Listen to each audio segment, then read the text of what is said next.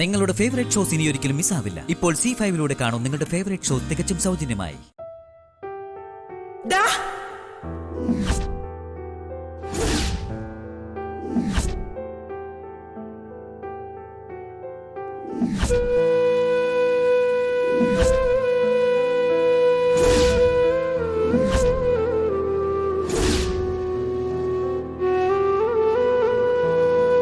ആര് പറഞ്ഞടാ നിന്നോട് എന്റെ മകളുടെ മുറിയിൽ കയറാൻ?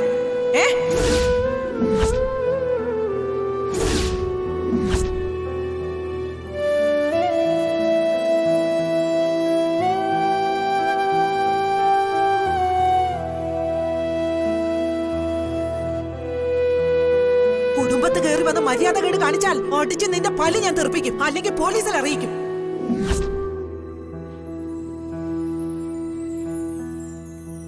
അമ്മേ, പല ആവർത്തി ഞാൻ നിനക്ക് താക്കീത് തന്നതാ, എന്നെ അമ്മയെന്ന് വിളിക്കരുതെന്ന്.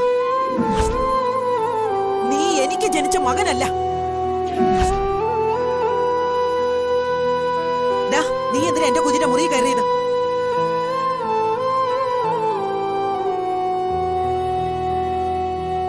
ദേവിയെ എനിക്കങ്ങനെ മറക്കാൻ പറ്റുമോ അമ്മേ?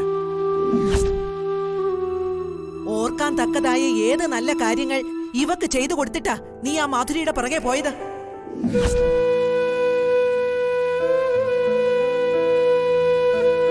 ജീവിതാവസാനം വരെ കരയാനുള്ള കാര്യങ്ങൾ ഒരുക്കി കൊടുത്തിട്ട് പോയതാണോ നിനക്ക് മറക്കാൻ പറ്റാത്തത്?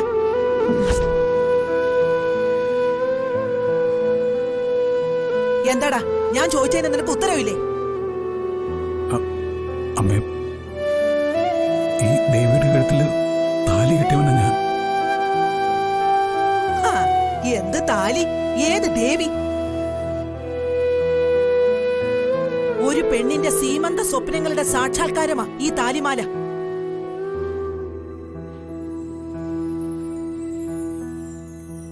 അതൊരു പുരുഷൻ ഒരു പെണ്ണിന്റെ കഴുത്തിൽ ചാർത്തുന്നതോടെ അവരിരുവരും മനസ്സുകൊണ്ട് ഒന്നായി എന്നർത്ഥം.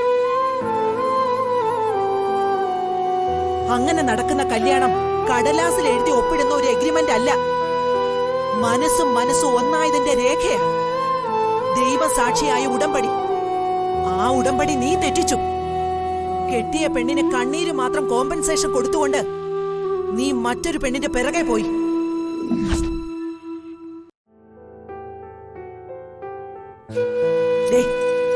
ഈ കഴുത്തി കിടക്കുന്ന താലിയുടെ പവിത്രത പുതിയ തലമുറയിൽപ്പെട്ട പലർക്കും അറിയില്ലായിരിക്കും. പക്ഷേ ചെമ്പകമംഗലത്തെ രാജലക്ഷ്മി അമ്മയ്ക്ക് അതറിയാമടാ.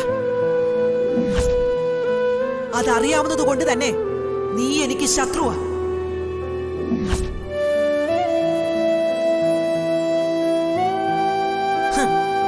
ഞാൻ എന്തെങ്കിലും നിന്നോട് ക്ഷമിക്കുമെന്ന് ഈ ജന്മത്തെ നീ പ്രതീക്ഷിക്കേണ്ട. എനിക്ക് അംഗീകരിക്കാവുന്നൊരു തെറ്റല്ല നീ ചെയ്തത്.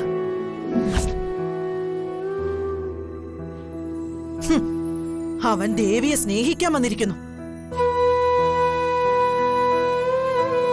അവളുടെ മനസ്സ് തകർത്ത് കളഞ്ഞിട്ട് അവൻ ലോഹ്യം കൂടാൻ വന്നിരിക്കുന്നു. നീ ഒരുത്തൻ കാരണമാ ഈ തറവാട്ടിൽ ഇങ്ങനെയെല്ലാം സംഭവിക്കുന്നതും സംഭവിച്ചുകൊണ്ടിരിക്കുന്നതും. ഞാൻ ഒരിക്കൽ കൂടി പറയാ, നിന്നെ എന്റെ കൺമുന്നിൽ കണ്ടുപോവരുത്. ആ മുൻവാതിൽ കടന്ന് നീ ഇതിനകത്തേക്ക് കയറി പോവരുത്.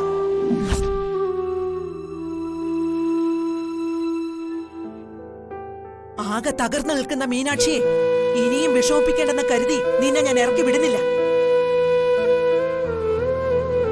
അത് കണ്ട ആ കുഞ്ഞ് വീണ്ടും കരയും. എന്തായാലും അവളുടെ അച്ഛനായി പോയില്ലേ നീ?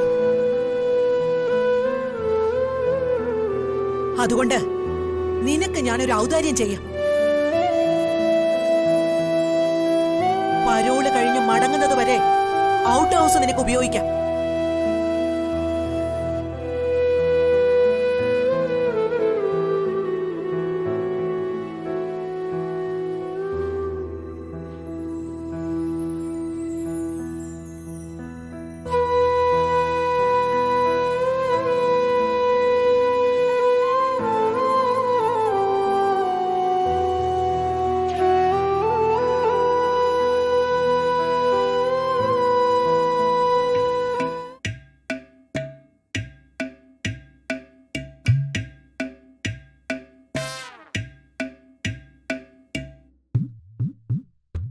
ചുഞ്ചുവാവേ ചാച്ചിക്കോ ദേ, എന്താടി അല്ല ഉറങ്ങിയിട്ടും കുഞ്ഞുണ്ട കണ്ണുരുട്ടി നോക്കുന്നു. ഉറങ്ങിക്കോ.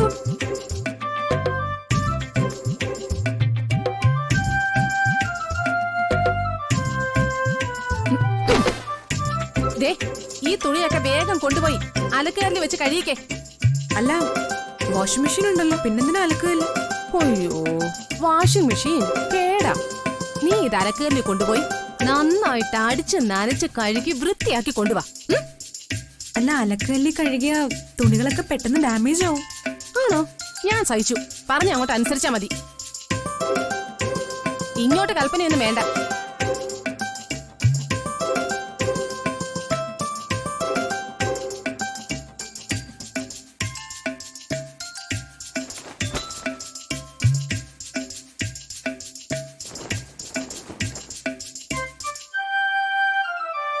ചെല്ലി വേഗം, പെട്ടെന്ന് വേണം.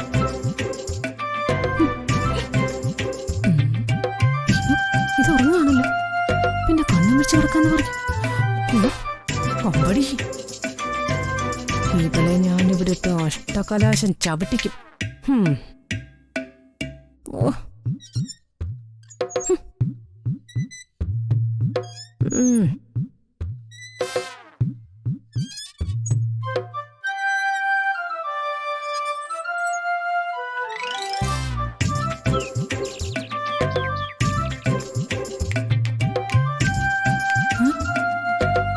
വാഷിംഗ് മെഷീനിലാണോ അലക്കിയത്?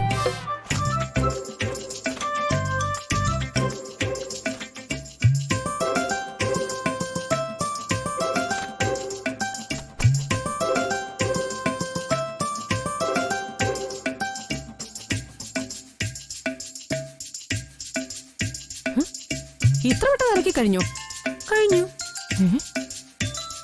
നിന്നോട് അലക്കലി കഴുകാൻ പറഞ്ഞിട്ട്? ഈ വാഷിംഗ് മെഷീൻ കേടാണെന്നല്ലേ അമ്മായി പറഞ്ഞത്. ഞാൻ വന്ന് നോക്കിയപ്പോ ഇതിനൊരു കേടുമില്ല. എന്നാ പിന്നെ ഇതിൽ തന്നെ അലക്കാന്ന് കരുതി. നിന്നോട് ഇതിനകത്ത് അലക്കാൻ ആര് പറഞ്ഞു? ഈ വാഷിംഗ് മെഷീൻ വാങ്ങിച്ചു വെച്ചിരിക്കുന്നതേ ഇതില് തുണി അലക്കാനാ, അല്ലാതെ ഇതിലിരുന്ന് കുളിക്കാനല്ല. ഇവിടെ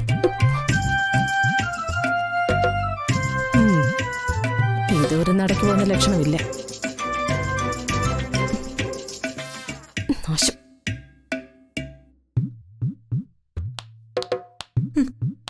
തള്ളയുടെ അഭ്യാസം എന്റെ അടുത്താ. ഒരു പണി ഇങ്ങോട്ട് തന്നാ 10 പണി ഞാൻ തിരിച്ചു കൊടുക്കും. മലയണ്ണാനെയാ മരം കയറ്റം പഠിപ്പിക്കുന്ന. ഡൗൺലോഡ് ചെയ്യൂ C5 ആപ്പ്. കാണൂ എല്ലാ എപ്പിസോഡുകളും സൗജന്യമായി.